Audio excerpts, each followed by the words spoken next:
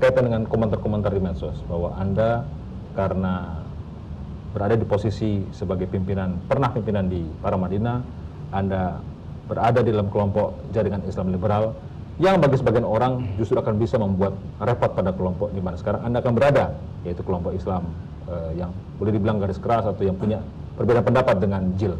Apa komentar Anda? Ya, jadi ketika saya mengikuti menjadi juru bicara di Pilpres kemarin, itu saya disebut Syiah. Saya belum pernah disebut Syiah sampai Pilpres. Sesudah itu saya disebut Syiah. Kemudian yang kedua soal JIL.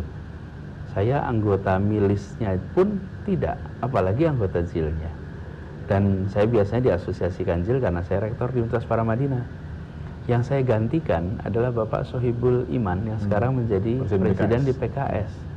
Jadi kita sama-sama bukan anggota JIL, dan Paramadina itu kampus yang untuk berbagi pikiran. Justru karena kita mengambil pandangan moderat, biasanya kalau pandangan moderat itu bagi yang ekstrim kanan kelihatannya kayak kiri, bagi yang di kiri kelihatannya seperti kanan karena berada di tengah. Kalau di tengah itu ya selalu yang bagi yang kanan kelihatannya di kiri, bagi yang di kiri kelihatan di tengah, tapi nggak apa-apa.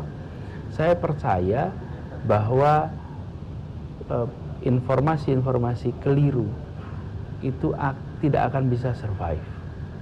Dia akan kemudian seperti sekarang. Sekarang beramai-ramai semuanya mengklarifikasi bahwa saya bukan Syiah, memang saya bukan Syiah.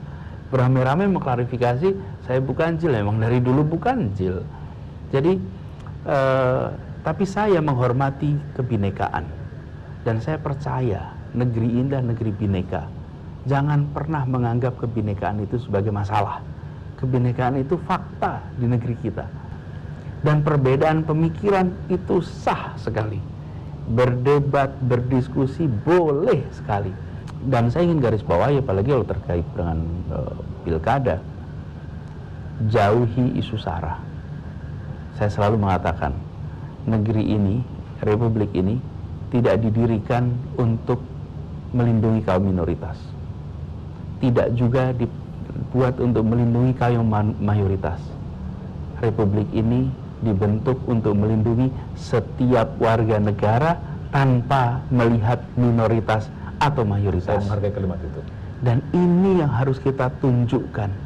Karenanya jangan menonjolkan keminoritasan, tapi juga jangan menonjolkan kemayoritasan. Dua-duanya bisa bermasalah. Yang satu mendorong keminoritasan, yang satu mendorong kemayoritasan. Ini selesai. Para pendiri republik tidak pernah menggunakan kata minoritas mayoritas. Jadi saya justru ingin mengatakan label-label itu semua sudah lewat. Kita lihat Indonesia ke depan.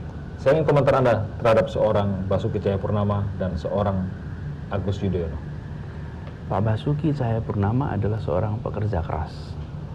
Orang yang percaya pada pikirannya, orang yang bekerja dengan sepenuh hati.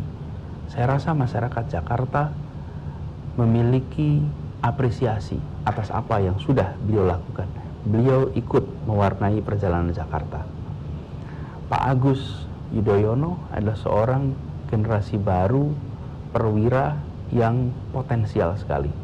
Cerdas, berprestasi sejak SMA, masa pendidikan. Mereka adalah putra-putra terbaik bangsa. Saya bersyukur sekali bahwa mendapatkan kesempatan untuk menjadi bagian dari menawarkan kebaruan bersama mereka berdua. Ketika Anda kemudian sudah bersama-sama dengan Sandiaga Uno dibawa ke KPU, saya bayangkan jangan-jangan Pak Jokowi marah. Kenapa marah? Karena Anda berada di kubu yang pernah berseberangan 2014. Mungkin enggak? Kalau saya melihatnya begini, nomor satu, sudah dikatakan berkali-kali bahwa pemerintah pusat mengambil posisi netral dalam pilkada. Dan saya percaya pada kalimat itu. Kemudian yang kedua, ini bukan saya keluar dari kabinet, lalu mengundurkan diri kabinet, lalu pindah. Tidak. Saya berhenti di kabinet, menjadi warga negara biasa. Warga negara biasa. lalu ada sebuah proses penentuan pemimpin sebuah kota, lalu diundang saya terlibat ke situ. Saya malah merasa bagi beliau, Bapak Presiden, yang berada di sana adalah kawan-kawannya semua. Semua yang berada di situ adalah orang-orang yang kenal cukup baik dengan Presiden. Jadi saya malah merasa sebaliknya. Bukan merasa marah, tapi malah merasa ini berarti teman-temannya sendiri yang berada di situ. Di penghujung, Anda cucu pahlawan nasional Indonesia, Pak Baswedan, yang memberikan kontribusi penting untuk kemerdekaan negeri. Anda menjadi Menteri Pendidikan. Anda memiliki peran penting untuk Indonesia mengajar. Kemudian bercita-cita jadi gubernur. Urusan Tuhan lah yang meletakkan Anda jadi gubernur atau tidak. Tapi bagaimana dengan 2019?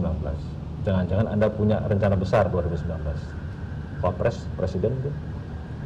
Jangankan 2019, bulan Juli aja saya tidak pernah mengira akan ikut di Pilgub Jakarta.